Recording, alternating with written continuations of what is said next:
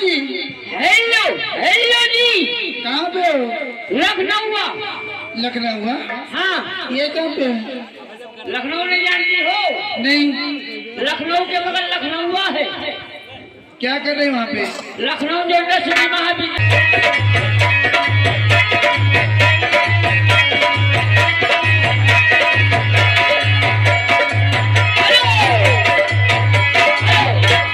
मनीराम धोबी, यानी मनीराम धोबी 1921 का आविष्कार है। हमारे पास भैया को लाख लाख धन्यवाद है। जब नाचे गावे वाले अघाए जाते ना तो बिना मन के रहा थे। बिना मन के? हाँ, बिना मन के गई हैं, बिना मन के बजाई हैं। हाँ। दुल्हा के फूफा के दीदी के गाला चमा के।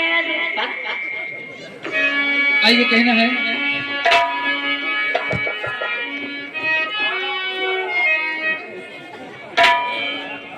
कहने हमारे साहब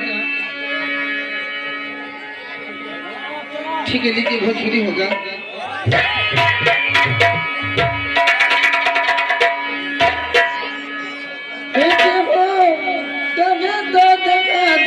सीन भर की